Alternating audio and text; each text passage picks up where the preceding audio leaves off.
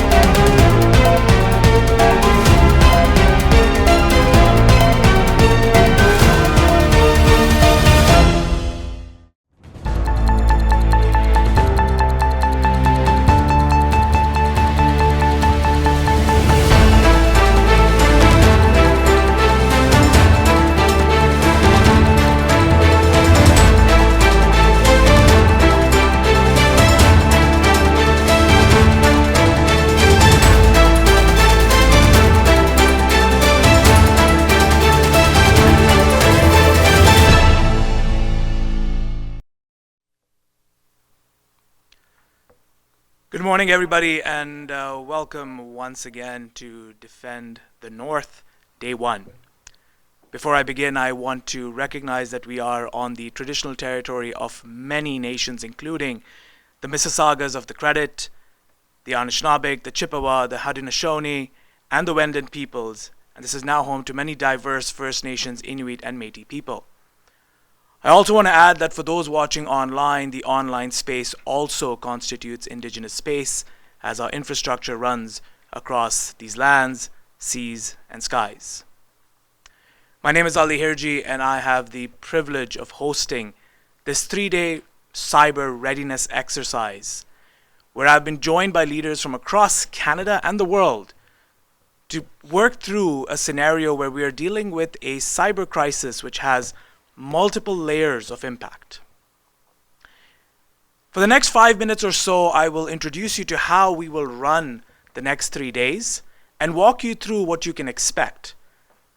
Besides that, I'll also explain to you how you need to be following along with these sessions, and more importantly, what your key takeaways are going to look like. First, let's set the context of what we're doing today. To put it very simply, I go back to an example in 2020, rather 2010 to be precise. Some of you may remember that in 2010, in early Jan, there was a major earthquake that hit Haiti. And in some of the news reports that resulted in the next 48 to 72 hours, one of the reports indicated that the capital city, Port-au-Prince, only had a handful of fire stations to support the entire community. By some reports, it looked like there were only 2 functional fire stations, and there was no preparedness in how to deal with a crisis of that magnitude. If there's one thing we can take from that, it is that preparedness is not a luxury, it is a necessity. And if you translate that physical emergency into the cyber world, the ramifications of the attack that we're about to see over the next 3 days have both digital, physical, and lived reality implications. If you even look at not too far back, perhaps even 2 days ago, with the situation in Calgary and the breaking of the water main pipe, you must have seen that there were announcements made to the public to conserve water as the emergency situation could escalate. If you look at some lessons learned from all of these incidents, we hope to bring all of this into this 3-day exercise and canvass it within a very specific cybersecurity breach, which later escalates into an incident and requires us to put in place the necessary mitigations. Besides myself as your host, I have a number of co-hosts that will be joining me. I have Mark Dillon, who is the CISO of Innova Power. I have Terry from CSIS, and I have a group of other co-hosts that will be joining me as we work through the next 3 days. Across the table, you will notice that we have leaders from across Canada. These are leaders, CISOs, CIOs, CTOs, in municipal sectors, in public, in private sectors, utility companies, you name it. We have lots of experience across the table, and their role will be specifically to deal with the situation at hand and assist you with understanding what action items they will take in light of each incident that we are covering. All of these individuals will speak from their experience, will not necessarily reference an organizational specific playbook, but we trust that you will gain from this some critical action items. Just behind me, we have incident documentation specialists who are working tirelessly to ensure that they capture each of those critical action items that you can use should you be dealing with an incident of a similar nature or that has some similarities. It's important to note that along with leaders from across Canada and the world, we also have what we call our defenders. These are our partners, organizations from, again, across the cyberspace who will be providing their expertise and experience. Besides that, they will also, on occasions in between different sessions, run very short tool utilization demos to show you that while we may discuss the people, process, and technology elements, some of the action items include optimizing your tool sets. And they will be walking us through quite a bit of that. The second important thing is to notice that we are dealing with a fictitious scenario. This scenario is not tied to one particular organization or so. It is a fictitious scenario. We've created an organization by the name of Northern Horizons Power Generation. And across the 3 days, they will be experiencing a cyber breach which escalates over time. There will be technical reviews, there will be operational reviews, and there will be critical action items that need to be done to ensure the integrity of the utility station, but more importantly, to make sure that should we turn power back up, we do so safely and securely. There will be critical questions that we may ask, including, is it time to declare a state of emergency?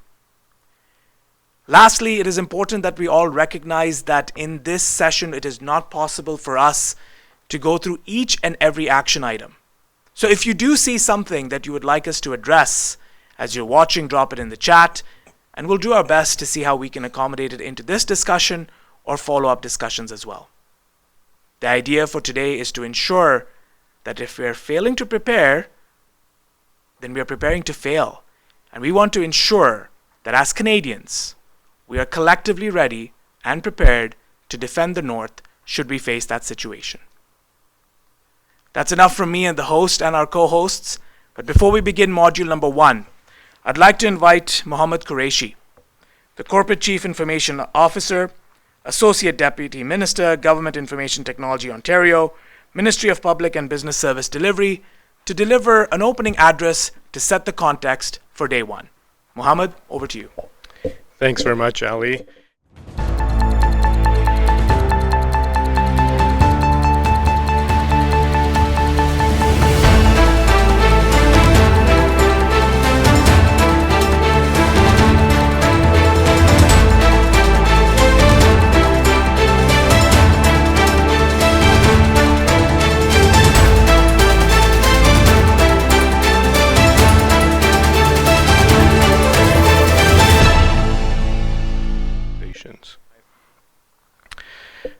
I'm really glad to see a lot of public sector organizations in this room as well, such as CSIS, the Ontario Public Service, Toronto Police Services, Ontario Health, various municipalities, and a lot of private sector entities as well.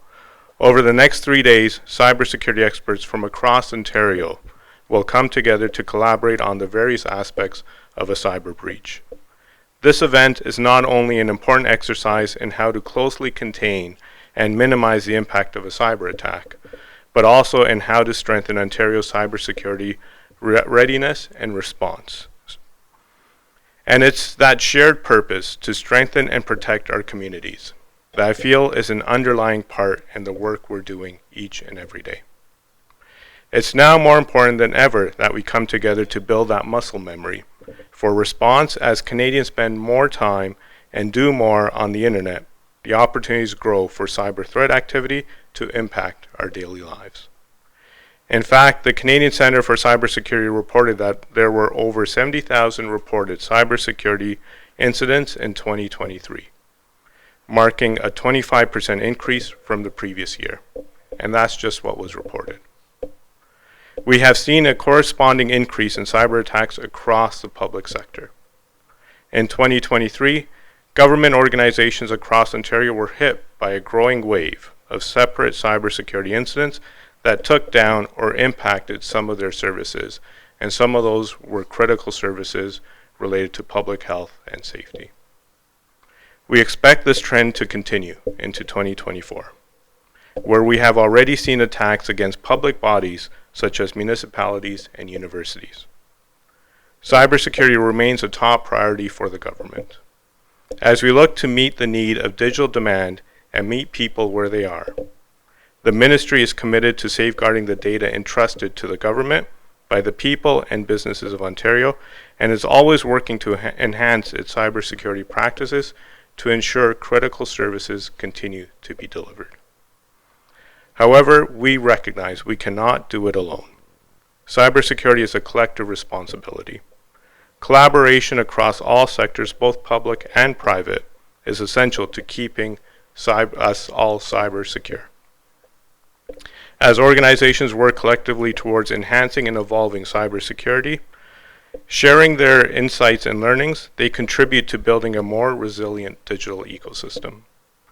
That is why cybersecurity readiness and tabletop exercises like the one today are so important. A sincere thanks to CSIS and CyberX for putting on this event today. I also offer my gratitude to the many partners and advisors across the public and private organizations who have helped to make today's event possible. And also to you and our attendees, both in person and virtual, for recognizing the importance of cybersecurity risk management preparedness and for doing your part to keep Ontario cyber secure. With that, I'll pass it back to Ali Herji.